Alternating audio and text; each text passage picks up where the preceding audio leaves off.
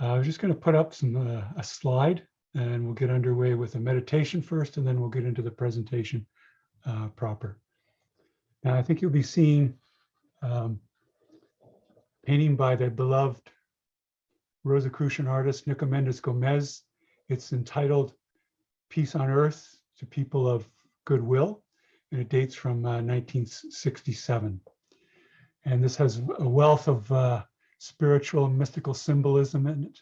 And you can see a suggestion with the hands coming down on the dove of the Christ consciousness or the cosmic consciousness descending on earth and helping guide people on earth, as well as that awakening deep within ourselves. We'll see around earth that there's various red figures, the trials and struggles of our earthly existence, but we transmute those into the alchemical gold of wisdom. You'll see the planets circling about, the great system and order of the cosmos, the rosy cross and various symbolic shapes there to do with the heart, and also the interlaced triangles joining on the infinite and finite plane. Take the image in well, because we'll use it as a part of our meditation, and it will be based on the book Liber 777. Karen later will be pasting in the chat resources for you on that and some other things that are referred to in the presentation. So just take some time to look at the painting and take in a few deep breaths, neutral breaths, either holding the inhalation or holding the exhalation.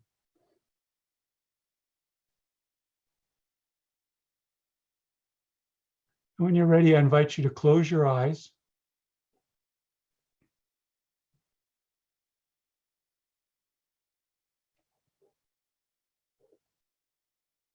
Continue with the gentle rhythm of the breath.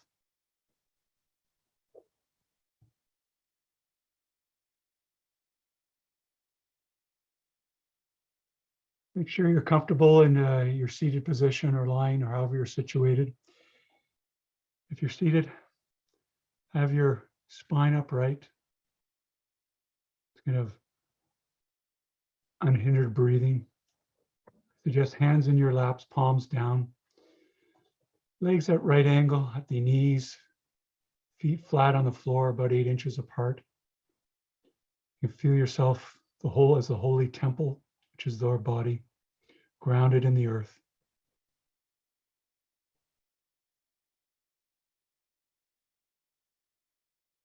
And as you take the deep neutral breaths, I think you'll find that the vital life force, the VLF, is creating a tingling sensation in your extremities. We have that great alchemical and physiological process that takes place as we breathe in air. The energy and nutrients from it are then distributed through our bloodstream and the blood. Just enjoy the enriching, rejuvenating tingling of the vital life force in your body, the holy temple. It houses the mighty master within, the divine within, our true guide in nature and life.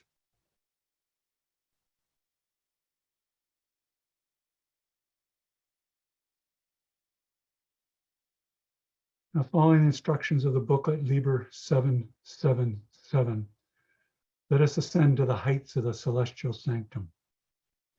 Let us go straight up with tremendous speed. Use your inner imagination, the psychic capacity to rise up over the room where you are dwelling, and up over the home or house or building, and up over the surrounding neighborhood, and up over the city or geographic area where you are, and up over the province or state where you live. And see down below the various weather systems and waterways and geographic landforms where people are dwelling. And keep rising up and take in the country or nation where you dwell. See the great system and order, the landforms, the mountains, the deserts, the plains, the oceans, the waterways, whatever is applicable to your nation and state. And continue upward again. See the whole continent where you dwell. And now even the whole hemisphere, the north or south hemisphere where you dwell. As you rise faster and faster, see the beautiful blue jewel of the earth revolving about its axis, our great home, the temple of the earth. And we can feel a sense of gratitude, for it is our place of lesson and learning and incarnating again and again, develop into perfection and mastership, to self-mastery, date others in that. Now look up from the earth as you rise faster and faster and see the entirety of the solar system, and see the great fiery ball of the sun, the planets such as Saturn with its great rings, and the huge planet of Jupiter, and the smaller planets like Mercury, Mars, and Venus, all revolving about the great fiery ball, the sun, our star. See the great system and order of it all, and rise up in your mind and look higher up and see other stellar phenomena like pulsars and quasars and binary stars and supernovae with their tremendous bursts of light. And even pass by black holes that help balance the universe. And continue to rise up further and further and start to sense the immensity of our great home, the Milky Way galaxy, with its great spiraling arms, and pass right out from that arm. We're near our home of the solar system, and look back at the great spiraling arms of the Milky Way galaxy and see its stupendous beauty, harmony, and order revolving about a great axis, just like our Earth revolves about an axis. And the Earth itself revolves about the sun. And look up and see other galaxies and nebulae as we travel faster and faster, going way beyond the speed of light, transcending space and time now. Enjoy the exhilaration of the ascent. Use great inner force and energy, but do it through a spiritual nature, so you can do it with ease. As you rise faster and faster, take in even more vibrations in the full range of the octaves, what Rosicrucians refer to as the cosmic keyboard. We're in a great wealth of sea of vibrations, but it's stupendous beauty, harmony, and order. As we travel faster and faster, we not only see galaxies, but we also see super clusters of galaxies. Take in the stupendous harmony and order of the cosmos. But the law of correspondence, as we rise up higher and higher into the universe, we go deeper and deeper into our nature, for the microcosm mirrors the macrocosm. Sense even further what the Rosicrucians refer to as the cosmic. The cosmic is the entirety of the cosmos and the universal intelligence back of it, and all the natural and spiritual laws that we know deep within ourselves, and we're increasingly realizing through our Rosicrucian and mystical studies. Now sense in the great revolving action of the universe as a totality, the cosmos, its great system and order. And as ancient mystics and philosophers spoke of the universe and the world having a great cosmic axis, sense the universe revolving about that axis and speed faster and faster towards the midpoint of that axis. And continue to enjoy the great exhilaration of the ascent and the upliftment, both inwardly and outwardly. And as you come closer and closer to that axis, as you move with tremendous speed, slow up when you're ready at the midpoint. And we're there, start to form inwardly your celestial sanctum. It may be an inspiring place of nature, because you may just wish to look around you and see the great temple, an icon of God, which is the universe. Or there may be some special place in nature along a beach that's particularly sacred and soothing to you. May a sacred grove in a woods, or a high vantage point over a bay where you can see the myriad waves suggesting the infinite vibrations in the universe. Or maybe it's a sacred temple, like a Sikh Gurdwara, a Buddhist stupa, or a Jewish synagogue, or a Christian cathedral or church, or some other sacred place. Fill in its view to yourself. Use all the senses. Fill it in visually. Their sacred stained glass with mystical laws and principles, fill those in. Take your seat among other seekers, and the Rosicrucian students are with you today with this teleconference. Possibly the Imperator, Chief Executive Officer of the Rosicrucian Order, is conducting a mystical convocation, a ritual there with the Grand Masters. Fill in all the sights and sounds applicable to your special sacred place, your celestial sanctum. There may be incense that you smell there. As it rises up, it suggests the great elevation of consciousness that we've undergone to reach the center of the cosmos at the center of our being, the celestial sanctum. Filling in the sights and the sounds and the smell, make it real and vital, and feel a degree of exhilaration to be at this sacred place deep within oneself. Feel there more fully your true nature and one with the one.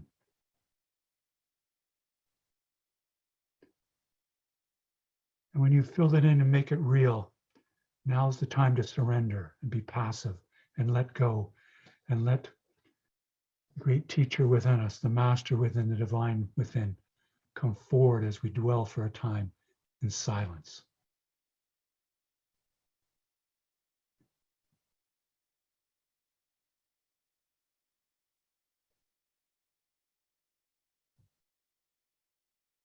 Just feel whatever there is to feel. Meditation is profoundly an act of non-avoidance. Whatever rises up, just note it, but return back to the center of your being, the center of the cosmos.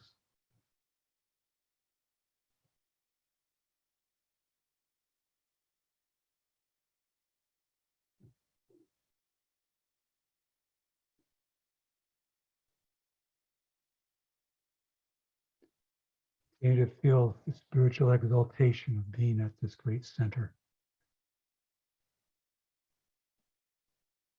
Focusing on the breath, one with all the higher octaves of energy and vibration.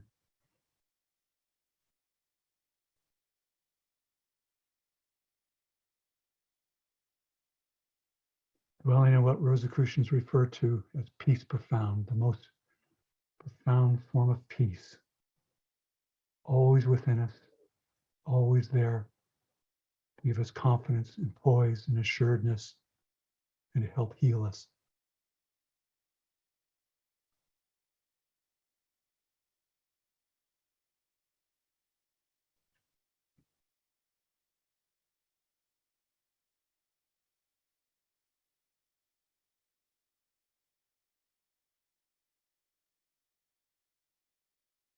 Now, as we increasingly feel the divine within us,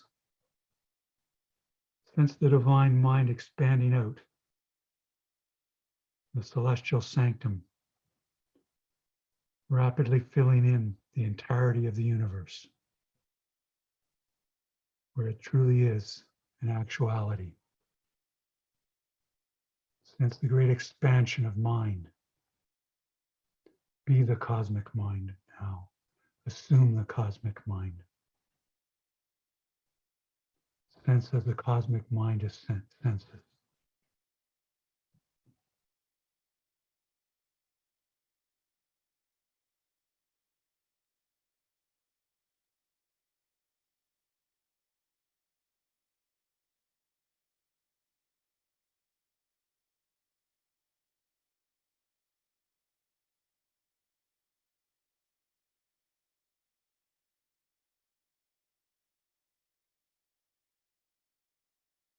I would remain in this exalted state, one with the divine mind and Christ consciousness, cosmic consciousness, the consciousness of the cosmic.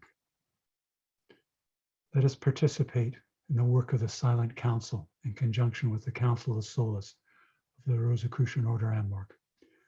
Let us radiate love and well-being to all who petition the Council of Solace of the Rosicrucian Order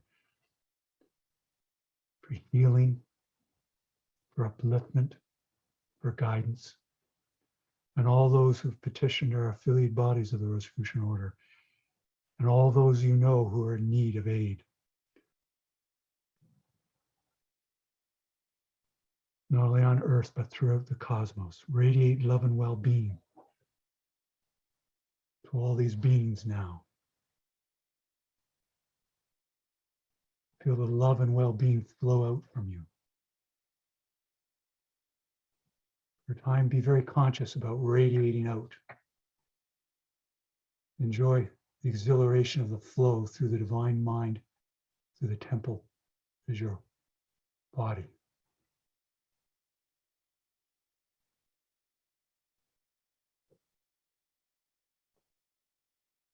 Just continue to radiate the love and well-being out like a great floodlight, filling a room with its bright light, filling the cosmos for all in need.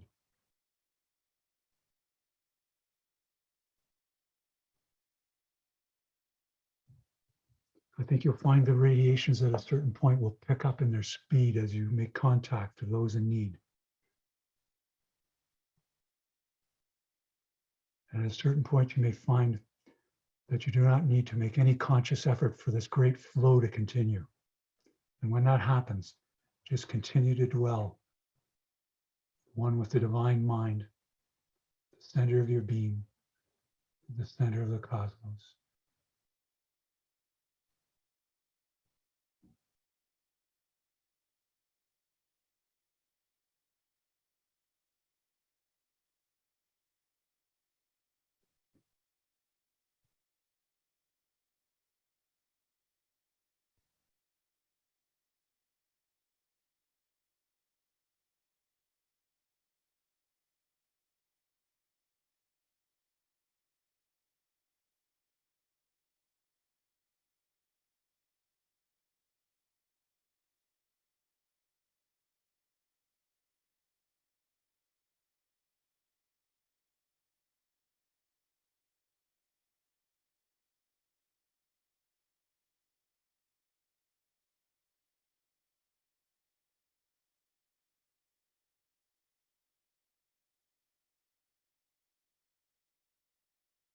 I will formally conclude this period, the work of the Silent Council in conjunction with the Council of Souls, but we'll continue our meditation. But to conclude this work of metaphysical aid, let us say together, so be it in truth, so mote it be. And let us continue to dwell in the heights of the celestial sanctum a while longer. The consciousness of the cosmic and the Christ consciousness.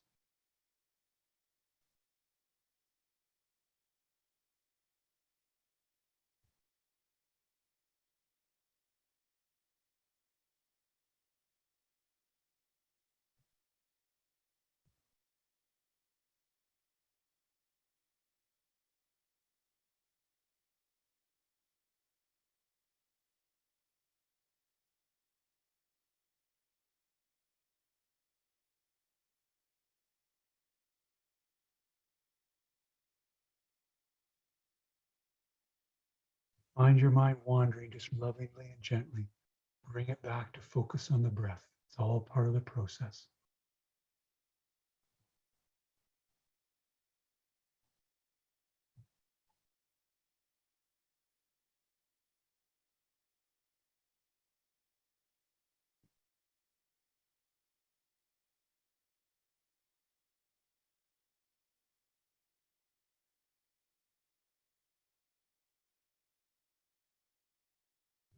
Applied the law of cosmic attunement,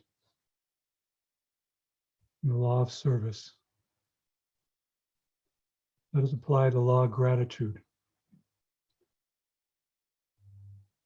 to express our thanks to all those who have helped guide us in this life,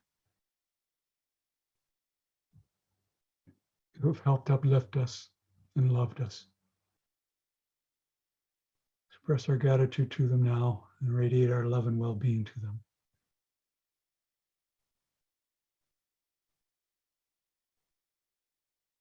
And now, fratres and sorors and participants, we'll begin our descent from the heights of the celestial sanctum.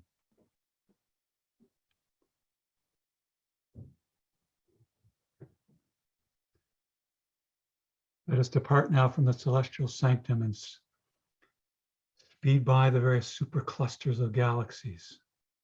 See the stupendous harmony and order of the cosmos.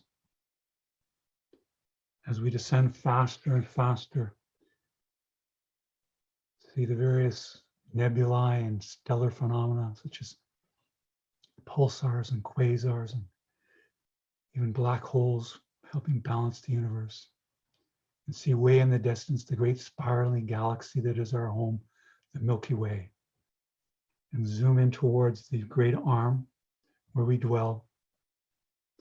As you come into it, see the various myriad stellar phenomena, the pulsars and the quasars and the black holes.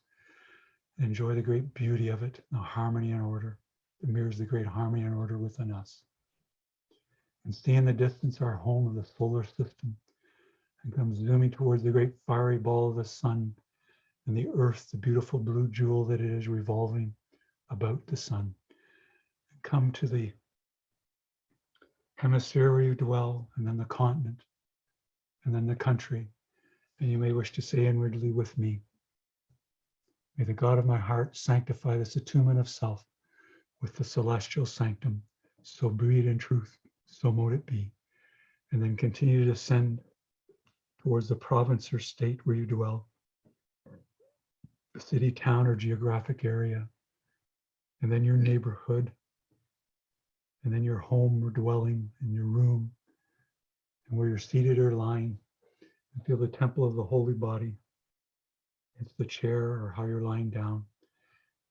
And when you're ready, you can stretch and open your eyes with feeling a great sense of being remade, rejuvenated, and regenerated. A fully balanced state of consciousness, the Christ consciousness, cosmic consciousness. Thank you.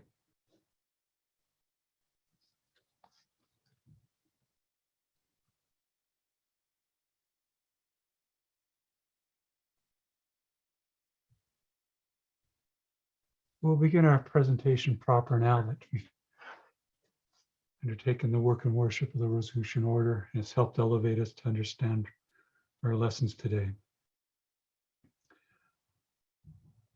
On the topic of Christmas Carol, the Initiatic Journey into Wholeness, we'll consider one of the most beloved Christmas stories written by Charles Dickens, Christmas Carol.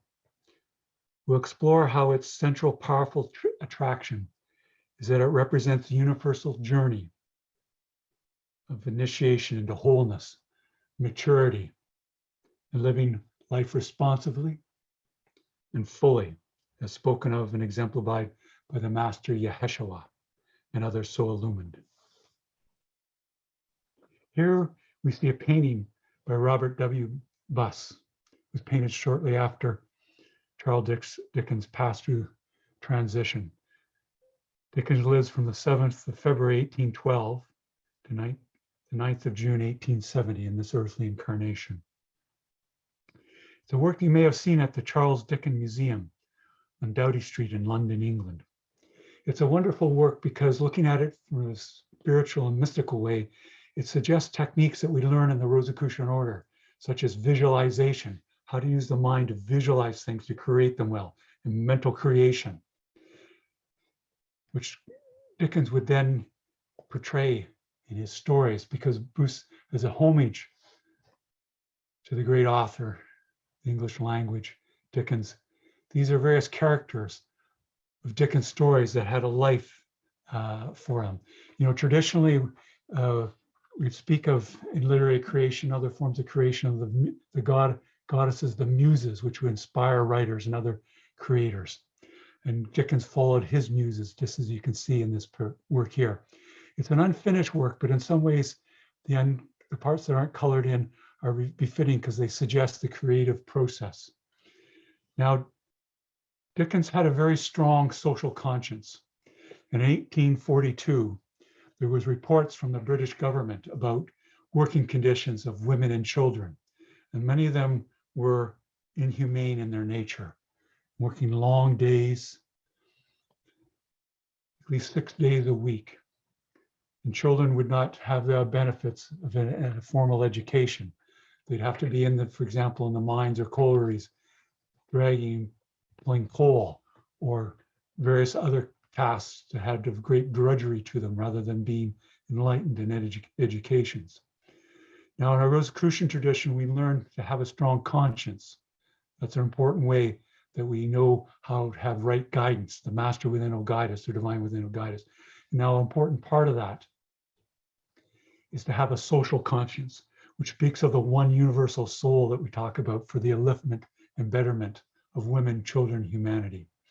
In fact, when Dickens read these reports and discussed them, he wanted to give what he referred to as the strongest blow possible to change these inhumane conditions. 19th century in England was a great period of reformers. Another person who was quite involved with this, for example, was the mystic Florence Nightingale, through the formation of modern nursing as we know it today, and better health conditions in hospitals and so forth. So he chose to write a Christmas carol, not only for his livelihood, but also as a consciousness raising of the people of Britain and beyond for the humane treatment of human beings and transform greed into compassion and caring. For all this labor of children and women, there were many that were profiting greatly from it without having truly earned it. Now here we see the first edition of Dickens' The Christmas Carol being a ghost story of Christmas. Indicates by Dickens, but also illustrations by the illustrious artist John Leech. Now this novella would have profound influence. It's being published in 1843 in its first edition, would have gone to subsequent editions, and it would have profound influence on the way that we celebrate Christmas, even to today. And the story was a huge success, and it was expressed in various forms of public readings that Dickens would do in the United States and England and beyond. And also there was operettas, others would form of it. There was films. I know many of you like very much Alistair Stimm's version of Scrooge. And there was plays and various forms of art generated from it. And the story speaks of the need to treat all people humanely. And it can be understood as an allegory taking place within us. That's a very important mystical concept that we have in the Rosicrucian tradition through our initiations into self-mastery. There's an allegory or psychic drama taking place with us. So too with the Christmas Carol. Now it's interesting that Charles Dickens had various contacts with the Rosicrucians, such as his friend Edward Bulwer Lytton. And we know, for example, that Bulwer Lytton mentions that on one occasion he was searching in a rare bookshop in London, England, for the first edition of A Chemical Wedding of Christian Rosencrantz, dating from 1616. And immediately after, looking for that rare book, and he went to dine in a midday repast with his good friend, Charles Dickens. And indeed, Dickens would also consult him about a draft and how to end his novel and process, Great Expectations. And indeed, Dickens, as I think you'll know, dedicated that novel to Bulwer Lytton. We also know that Dickens was very interested in mesmerism. Now, mesmerism is associated with Franz Anton Mesmer. It was another student like Bulwer Lytton. Now, Mesmer had taken some of the few early lessons of the Rosicrucians and helped create what his methods of healing. It would have been best if he had continued and had a deeper understanding of his Rosicrucian lessons. And I think that would have been much more helpful impact on the world. However, there was some form of service through the mesmerism, nevertheless. And Dickens was very interested in that and with things that we learn in the Rosicrucian order to do with our healing methods that we did from the heights of the celestial sanctum metaphysical aid, but also through contact healing. We know too that Dickens had a serious interest in the Rosicrucian student Emanuel Swedenborg. And I'll give you a reference, some references about this matter. We know that Dickens actually even mentions in a letter dating from 1841, 2 years before he wrote A Christmas Carol, he indicates that he was going to give Emanuel Swedenborg's book, Heaven and Hell, his more careful and attentive consideration. And strikingly, there are many plausible parallels between how the spiritual world is described in A Christmas Carol and the influential book by Emanuel Swedenborg, Heaven and Hell. And I'll give you a scholarly work reference on that if you're inclined to following that up later in the group chat.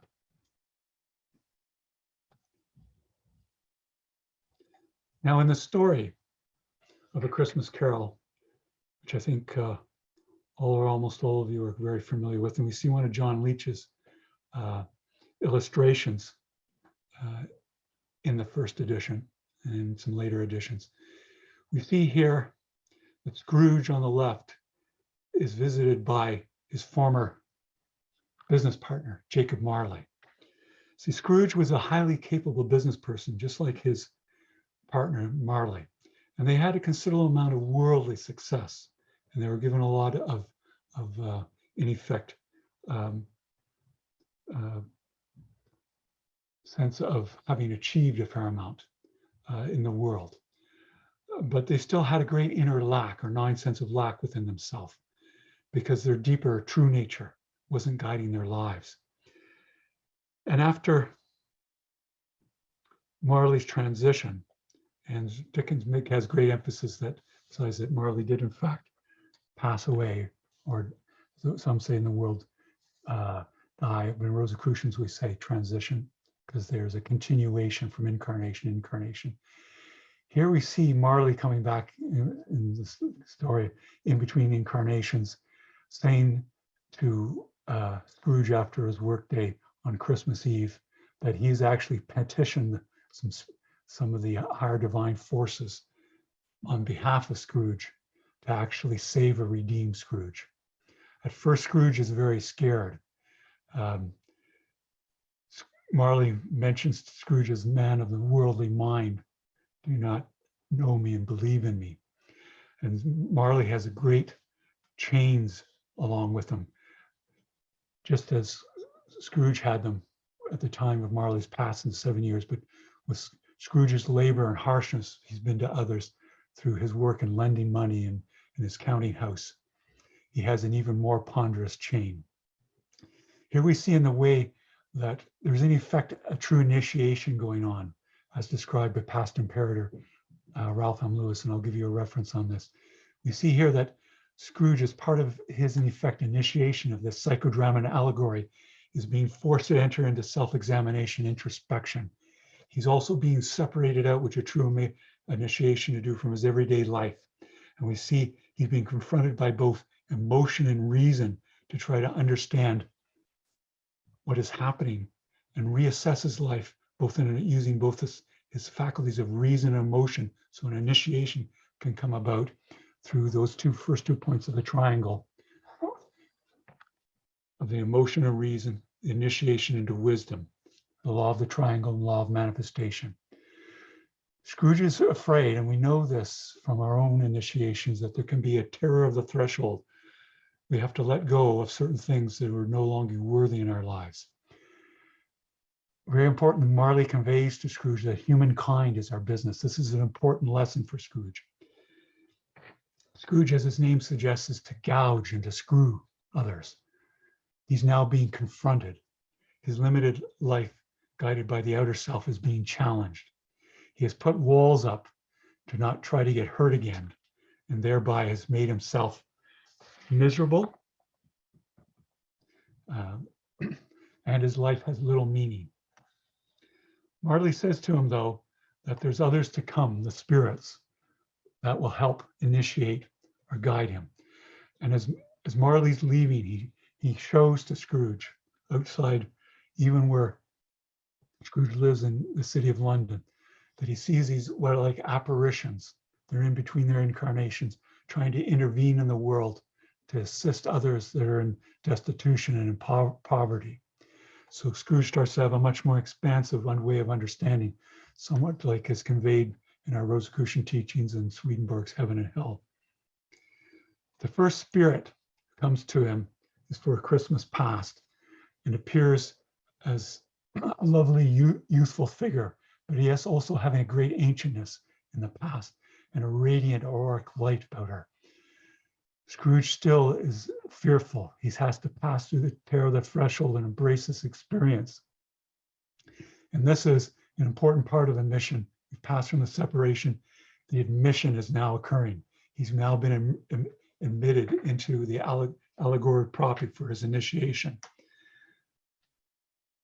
And he asks this spirit, which past? And it's his past.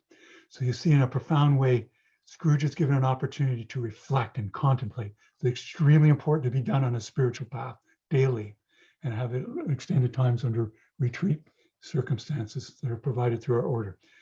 Then this type of experience where Scrooge has done a great deal of harm in life doesn't have to occur. That he corrects himself daily, or we correct ourselves daily.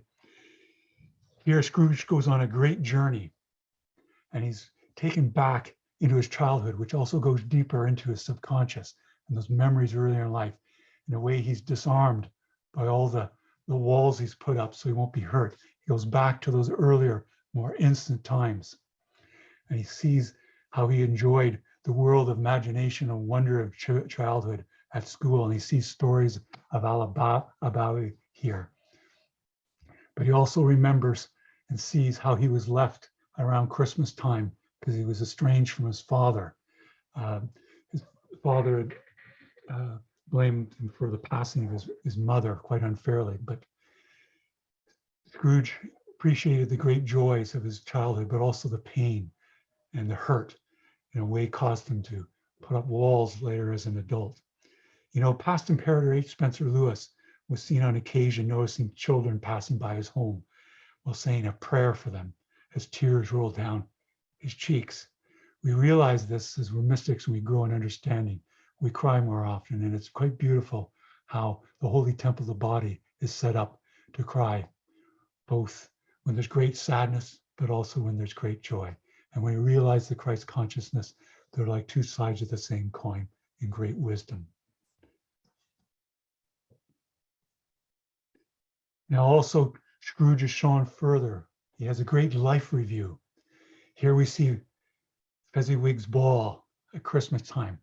Mr. Fezziwig was an earlier employer of Scrooge, in a way a mentor, and helped him learn business and how to do it properly. When Scrooge was a young person, Mr. Fezziwig was kind and generous to his staff. He would spend modest amounts of money, and the spirit with Scrooge would say, but Scrooge remarks on how much joy and well-being that Fezziwig would give to him. And the spirit would say, but the cost of that, you know, and he was pointing out in a way Scrooge was holding up as a mirror, getting held up as a mirror to himself, how stingy he had been in ways that he could have given back to others. And he realizes he's now moving into engendering, which is very important initiation, idealism and aspiration, and being exhibition. He's being shown a higher, more truthful way of living, a way that he was in touch with as a child, but now must come back to and draw forth from himself. Now, Scrooge remembers with much affection these times. And in his current state, where he's put up walls, he's disarmed by goodness. His outer self has been overprotective to allow a deep sense of well-being from the divine within to guide him. He's now being shown the goodness and its fruits, and then he can have that in his own life. Here he's shown an earlier time in his life when he was engaged to a beautiful young woman who was a wonderful, virtuous being. But as mentioned in various parts of the Christmas Carol, there's various allusions to a sacred text, namely the Bible. Here there's reference to the one he was engaged to, that a golden idol had grown up in Ebenezer Scrooge's heart. And that these many direct and indirect allusions to the Bible also take in the wisdom of the initiates, such as Moses and the Master Yeshua, the Master Jesus. And in seeing this, Scrooge feels great remorse. And so he continues his life review, which taking him deep into his subconscious and deep into the emotional state. But after seeing that spirit, he's then passed on to another initiator. The spirit is for the Christmas present and is showing the great well-being, the joy of the experience. And he's taken and shown, for example, Bob Cratchit and how his clerk is celebrating Christmas. That Scrooge thought, how could be in misery with such a pittance that he pays him. And there comes to a point when he's with the spirit of Christmas present, that Bob Cratchit, who is again another good person with great goodness, who's disarming Scrooge, is going to give a toast to the health and well-being of his employer, Scrooge. His family members react to that, particularly the wife of Bob Cratchit, saying about how mean and stingy Scrooge is. But Bob Cratchit says, "My dear, Christmas Day," in the Christ, and it has the view of the Christ consciousness. We have Tiny Tim and his purity here with him. That Scrooge continues to feel for Tiny Tim, just as he had all those challenges and struggles in his own life. It's important for us to have that sense of some compassion, dedication in our own experience. It's very important too, as this ties back in with Dickens' sense of children being forced to work. As part of his leaving the spirit of Christmas present, Scrooge is showing two children that symbolize ignorance and want. And in the background, we see here, quite strikingly, John Leach has portrayed not something that was so typical right at that time period for London, but for Manchester in the north, where there was the large workhouses. And the ignorance has to do with our own ignorance, but also Scrooge's willful ignorance of the conditions of others and how they're suffering, and the suffering he's causing by the way he's living. And the want has to do with not having the necessities of life, for example, of the poor, but also the want from greed at the expense of others. And the spirits often repeated to Scrooge his words back to him so that he could see the untruths that he was living by, so that he could grow up and become fully an adult and not be stuck so much back in childhood. Here we see, as near the end of his time with Christmas present, he became concerned with Tiny Tim and children. And you can see here, Tiny Tim, if things were left unchanged, was on his deathbed, and his beloved father was devoted to him, praying and in deep remorse as the child approaches transition of the great initiation.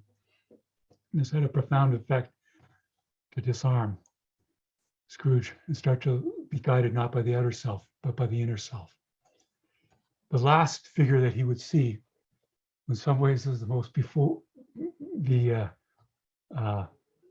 challenging and the most formidable. He didn't speak. The way was too deep and profound for that. He was the spirit of the Christmas future. And he showed Scrooge what would happen and repercussions of his actions. He would see, for example, Tiny Tim and his family distraught over the passing of their beloved Tiny Tim. They would see others for their suffering, for what Scrooge had done in his work. And those who had been jailed or had been in the workhouses that Scrooge thought were such a good public institution that he would not give generously at the time of Christmas or at any time for those who are collecting for charity. So we see Scrooge here by his grave with the spirit of Christmas future. And this is an important time in his initiation, because here he makes a sacred obligation, or vow. He says, I will honor Christmas in my heart and to try to keep it in all the year. I will live in the past, the present, and the future. The spirits of all three shall strive within me. I shall not shut out the lessons that they teach. Oh, tell me I may sponge away the writing on the stone. So you see here, he's made his sacred vow. It's been exacted from him. And you see a sense of eternity by living past, present, and future in that more expansive way of understanding. As Fred, who was his nephew, said to him, or said about him, I am sorry for him. He's referring to his uncle. I couldn't be angry with him if I tried. Who suffers by his ill whims? Himself always. See, Scrooge is starting to realize what a fool he's been. The Saint Martin is mentioned too in his own life. When we live by a material standard in a worldly way, we are foolish in comparison to the wisdom and we come into the spiritual way of living. And you can see Scrooge realizing that with his hands over his head. Now, part of what's happened to Scrooge is that he's instilled with him a new idealism, way of life. He's had his symbolic death in the way that dates back to ancient times in the initiatory dramas of ancient Egypt and earlier, to a rebirth and a resurrection. Here, for example, we see him by another illustrator than Leach. He's now having what initiation is referred to as re-entry. A higher idealism is instilled, and now it needs to be applied. The experience of the cosmic has happened. Now it behooves us to emulate it. One of the first things he has to do is he can re-heal. There's a relationship with his nephew, the son of his beloved sister who had passed away when the nephew was born. Now it takes a great deal of energy to be not who we are. But as we let go of those old habits and take up new healthy habits with the Rosicrucian lessons help us with weekly, a great deal of energy is transmuted into wisdom, well-being, and joy. And that's what Scrooge is starting to experience. He's passed through the terror and now it's transmuted into great joy. And now by Scrooge being made more self-aware, that is developed in his self-consciousness, and the virtue strongly awakened in him, he's ready to taste of the Christ consciousness, the consciousness of the cosmic.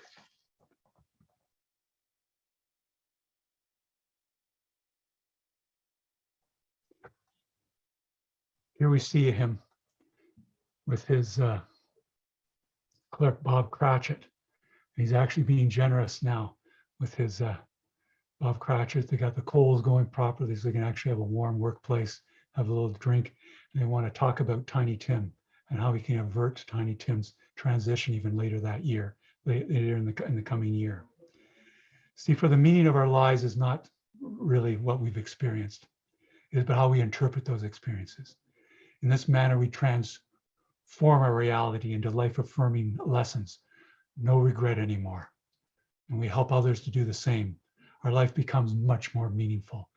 We are no longer overly defensive and can be all the more sensitive to the needs of others and how we become more self-reliant. Self-reliance is one of the hallmarks of self-mastery, and we can come into the full dignity in living.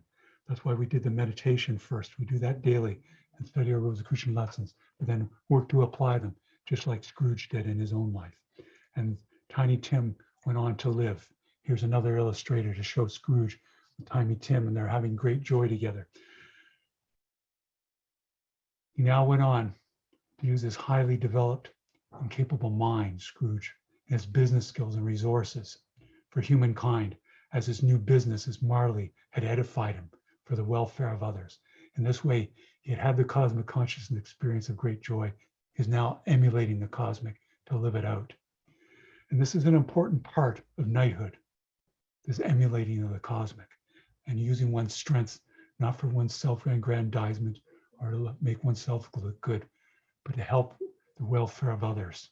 The tremendous suffering that's in the world, we become more aware of, and why the tears were rolling down Dr. H. Spencer Lewis's cheeks.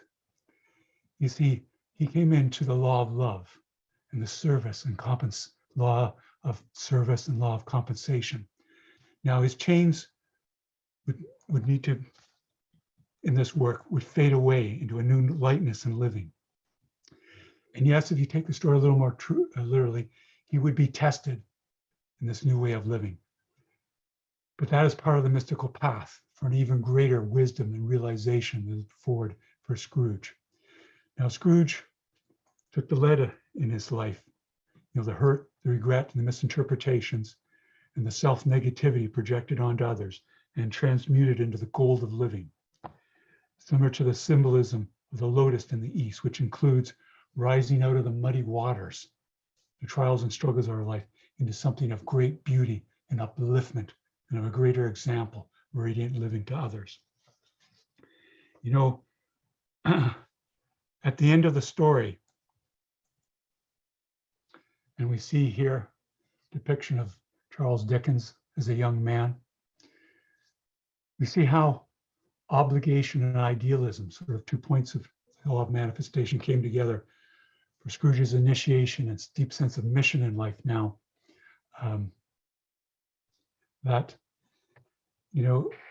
Dickens was fulfilling his mission by helping be a reformer for the upliftment of humanity through his stories and all the challenging experiences he had, like child labor, he experienced his father being imprisoned and so forth. All that observation that he did helped to form these beloved stories to raise the consciousness of humanity, to treat others more humanely. And Scrooge did likewise in his own way of life, his own way of life. So too, in coming into our mission in life through the proper blending of our skills, obligation, and idealism. This painting was done by Francis Alexander in 1842, a year before Scrooge would write his beloved classic Christmas Carol. Now to end, I'll go with the end of the story. Dickens ends the story with a reference to possessing knowledge and how to keep Christmas well. A mystical and Rosicrucian perspective on this matter is that as we come into knowing and applying the laws and principles of life for our well-being and in service, we enter into the Christ consciousness, the cosmic consciousness. As Sora Ingrid mentioned in her Amwork Symposium presentation this past Monday, Dickens ends his novella with this insight and these words, on Scrooge and then on us. And it was always said of him that he knew how to keep Christmas well. If any man alive possessed the knowledge, may that be truly said of us and all of us. And so, as Timey Tim observed, God bless us, everyone. Thank you.